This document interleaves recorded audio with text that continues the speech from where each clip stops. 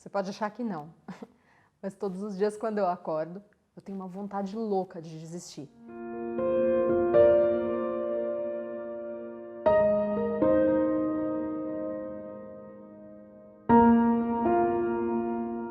Esse é o primeiro pensamento, né, que vem na cabeça. Primeiro porque eu fico muito cansada, com a quantidade de trabalho, o bebê, acordar no meio da noite. Mas aí essa vontade, ela acaba, ela desaparece completamente na hora que eu dou o meu primeiro passo, na hora que eu tomo a minha primeira ação, que eu faço a minha primeira ação do dia.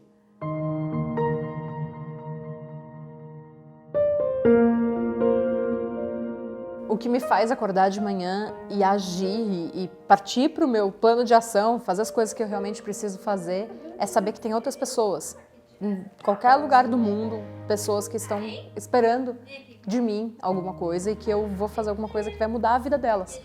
Então eu vou mudar a minha vida também, dando esse primeiro passo. Tudo depende desse primeiro passo.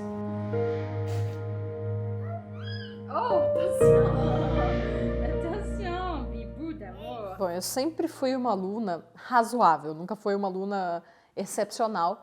E eu sempre achei que o que era mais importante do que nota era o que eu ia fazer de verdade, sabe, na vida.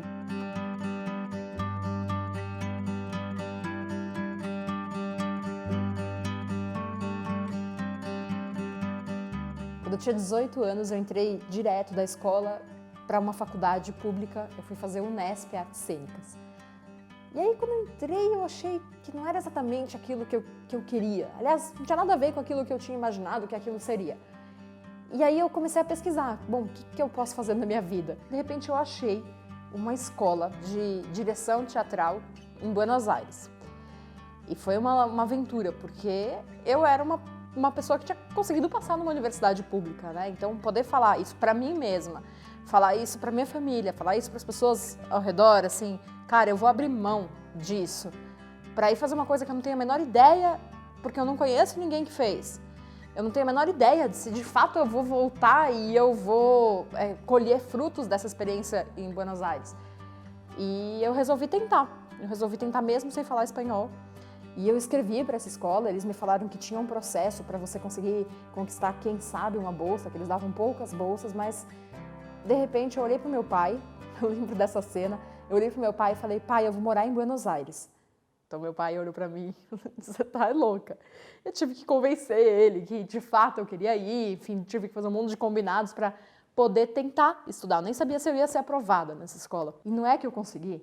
E eu consegui por uma coisa, porque eu dei o primeiro passo. Mas eu sempre tive um pouco essa característica, tipo, eu dou o passo e depois eu resolvo como é que as coisas vão acontecer. Então, passei os meus próximos 3 anos em Buenos Aires.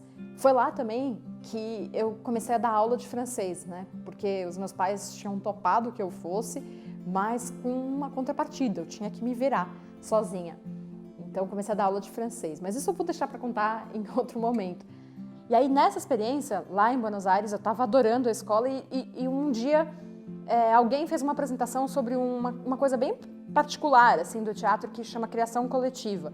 E é uma técnica, um método que é ensinado em poucos lugares no mundo e a melhor escola, aí eu fiquei apaixonada por isso e eu fui pesquisar, então descobri que a melhor escola disso era em Londres. E isso eu já estava meio que no final da minha formação em Buenos Aires. E aí eu falei, eu vou para Londres. Eu não tinha a menor ideia de se eu ia ou não ia, mas eu lembro que eu contei para minha melhor amiga de Buenos Aires, falei, cara, eu vou estudar e eu vou morar nessa cidade. Alguma coisa me mostrou que a minha ação ia fazer as coisas valerem a pena. Eu entrei em contato com a escola, eu não falava inglês direito, assim, para conseguir fazer uma peça em inglês, conseguir me comunicar com pessoas para montar realmente uma peça de teatro. E aí eu descobri que eles tinham um processo seletivo para ganhar uma bolsa para estudar lá, nessa escola. E eu ganhei a bolsa. E eu, no começo, eu nem acreditava. Quando eu conheci a Elisa, a primeira coisa que ela me falou, daqui um mês eu tô indo embora para Londres. E naquele momento eu nem dei bola. E a gente tava totalmente desconectado, a gente achava que não ia acontecer nada. Mas daí, essa coisa, acho que da intensidade que ela tem, dessa vivência, a gente foi se encantando. Quando eu soube porque ela iria para Londres e como ela iria, eu falei, caramba, que coragem, né? As fichas começaram a cair. A gente falou, cara, a gente não percebeu, mas acho que a gente está mais envolvido do que a gente imaginou que a gente estaria. E a gente não deu nome para nada, na verdade, né? A gente falou, será que a gente está namorando ou não? A gente falou, a vida é a vida que segue, né? Ela falou, eu tenho um sonho e vou seguir esse sonho. Fiz as minhas malas, 2 malas enormes, super pesadas, e eu cheguei em Londres, não deu muito tempo de preparar a minha chegada, enfim, então eu cheguei, eu não sabia nem onde eu ia morar. E aí foi muito louco, porque eu fiquei morando um tempo em hostel, naqueles quartos cheios de camas, assim, com 12 camas, e eu fiquei 2 semanas todos os dias procurando lugar para morar, que eu não tinha a menor ideia de onde eu ia morar. Não conhecia a cidade, não conhecia ninguém que morasse lá para poder me orientar qual era o lugar legal para morar, enfim. E aí eu acabei achando um lugar que eu podia pagar, porque é muito caro Londres, e um lugar que era relativamente perto da escola, então eu ia poder ir a pé. Então eu não ia pagar a escola e ainda ia conseguir ir a pé até a escola. Foi uma loucura conseguir um lugar para morar, porque é bem complicado em Londres você conseguir um lugar. Quando eu achei finalmente um lugar para conseguir morar e que eu pudesse pagar, era uma casa muito estranha. Eu fui morar, assim, parece cena de filme. Tinha um cara que era um eslovaco, que media uns 2 metros e não tinha esse dente. Uma menina que era bem deprê e ficava lá na casa, tipo, bebendo e deprê. Um outro cara que também, tipo, sempre esquecia de ir pro trabalho. Enfim, era uma situação bem estranha. Enfim, fui morar nessa casa. Quando eu comecei a morar nessa casa, eu descobri que estava infestada de ratos. E não era, assim, um rato. Eu nunca tinha visto aquele negócio. Parecia um gato, não parecia um rato. E aí tive que tentar explicar pro cara que alugava pra gente os quartos da casa que, não, era um absurdo a gente ficar naquela casa com os ratos. Enfim, tudo na tentativa, né? Porque uma coisa que eu aprendi com essas experiências, de fato, é que nenhum plano sobrevive ao campo de batalha.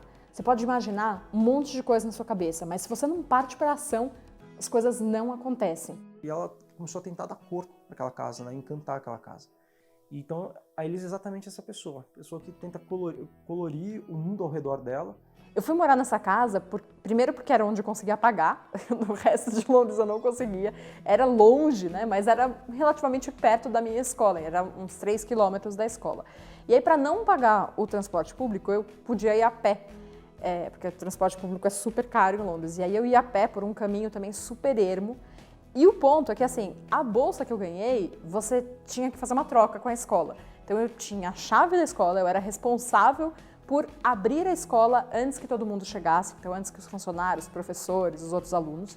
Eu tinha que arrumar o espaço para que as coisas pudessem começar, então varrer, se fosse o caso, passar um pano, e eu tinha que ligar o aquecedor, que era a coisa mais importante, afinal, em Londres faz um baita de um frio, chove o tempo todo, então esse percurso que eu fazia muitas vezes era debaixo de chuva, e eu chegava à sala congelada, uma sala enorme congelada, tinha que ligar o aquecedor e demorava mais ou menos uns 40 minutos até que a sala aquecesse. Enfim, tudo isso para falar que eu nunca tive um plano na minha cabeça que eu tinha que estar tudo perfeitinho para colocar o plano em ação. Eu sempre, todas as coisas que transformaram muito a minha vida sempre aconteceram por uma ideia assim, cara, eu vou e pegar e dar o passo. E esse passo é que faz a diferença. E ela saía com capa de chuva, com bota de chuva, com guarda-chuva todos os dias. Não tinha tempo ruim. E eu falei, cara, ela realmente é uma pessoa que faz acontecer, ela tem vontade. E isso ia, de uma certa forma, começa a contaminar, né? Até no relacionamento. Fala, pô, eu quero estar perto de alguém assim. Entre as experiências, entre Buenos Aires, a experiência em Buenos Aires e depois em Londres, eu passei pelo Brasil rapidamente e não é que bem nessa hora conheci o Paulo, que é o meu marido, pai do meu filho, e essas coisas que acontecem também em filme, né? Às vezes parece que minha vida é um filme mesmo. A gente percebeu essa coisa em comum entre a gente, que era o teatro naquele momento, isso fez com que a gente se aproximasse, mas eu comecei a perceber que tinha algo de diferente nela. E ela ia me encantando com esse jeito dela, de fazer as coisas de bicicleta aqui em São Paulo, andar pra lá, a maneira como ela se relacionava com a cidade, a maneira como ela se relacionava com a vida, tudo isso me encantava muito. Voltei para o Brasil, então a gente primeiro começou uma companhia de teatro, era um pouco assim uma companhia de teatro dentro das nossas...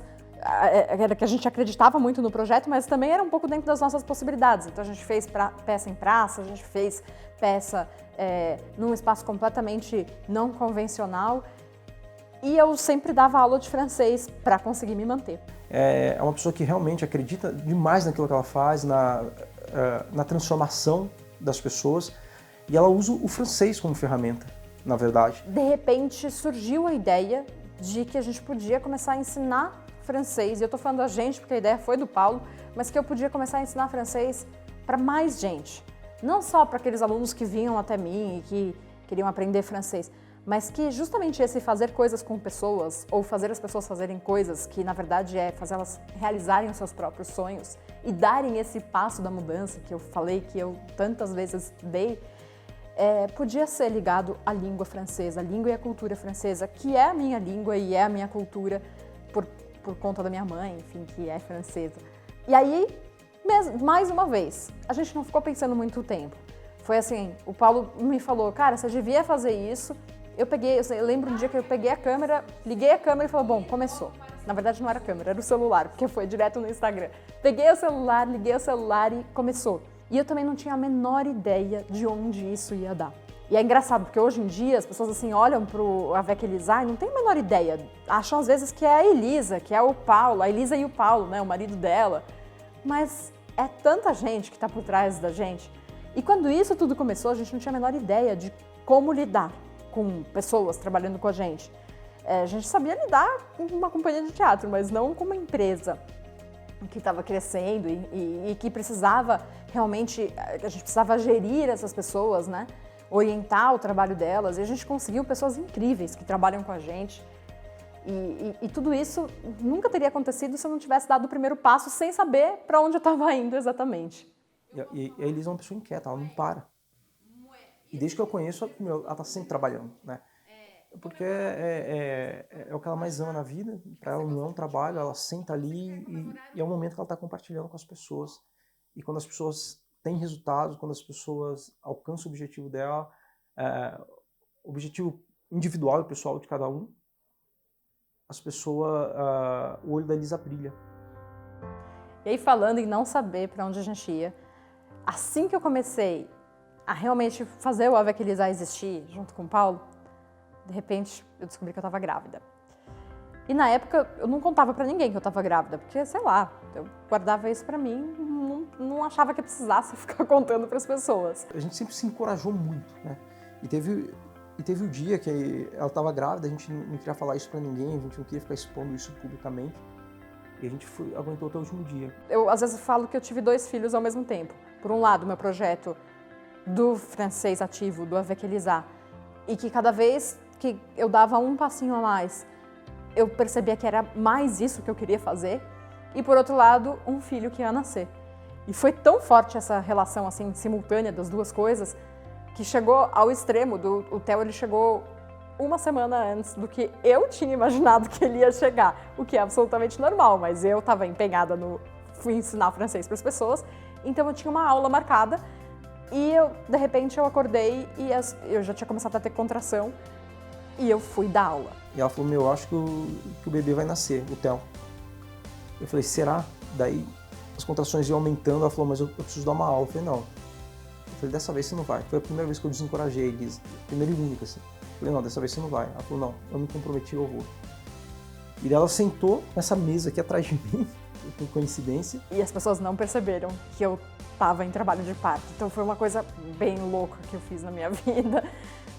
De novo, né, que eu não tinha a menor ideia. Eu simplesmente falei, cara, eu tenho que dar uma aula, eu vou dar a aula, tá tudo bem. Tipo, eu gosto de fazer isso. Eu quero ajudar essas pessoas a falarem francês. E o Theo nasceu nesse dia. Né? Assim que terminou a aula, eu falei pro Paulo, cara, acho que eu preciso ir pro hospital já, agora, né? Uma mulher grávida fica, tipo, é agora e agora. E, enfim, a gente foi pro hospital e ele nasceu nesse mesmo dia. Ela tem essa mesma vibe enquanto mulher, né? Enquanto esposa, essa mesma vibe enquanto mãe com filho. O Theo é apaixonado pra caramba, uma coisa que eu nunca tinha visto, sei lá, eu também acho que nunca tinha tido essa experiência muito próxima. Cara, com os alunos, com tudo que ela faz. E todo esse começo, assim, até hoje, né, a minha vida ela é completamente dividida entre cuidar do Theo e cuidar não só do Avec Elisa, mas dessas milhares de pessoas que me acompanham e que contam comigo para que as suas vidas sejam transformadas através da língua e da cultura francesa. Né? Transformar vidas, fazer as pessoas fazerem coisas e darem um passo da mudança.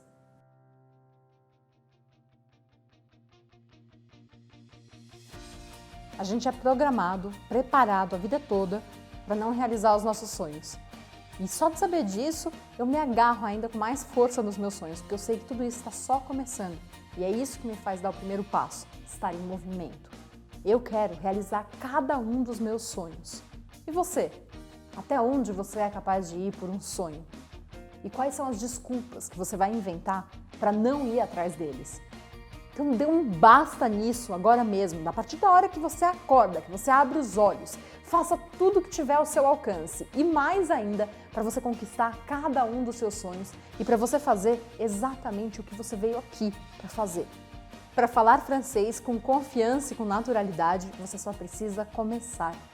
Eu sonhei alto para estar aqui desse lado, te estender as mãos e estar pronta para te receber quando você resolver ir atrás do seu sonho de falar francês. Então, não pare e me acompanhe nessa websérie em 3 episódios para você descobrir mais sobre a língua e a cultura francesa através da minha vida. On y va?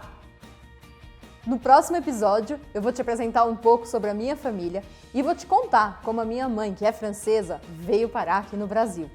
Então, para você não perder nada, aperte já no botão escrito Saiba Mais para você ter acesso a toda a programação e descobrir tudo o que vai acontecer durante a nossa grande missão Francês Ativo 2021, que vai acontecer entre os dias 25 e 31 de janeiro.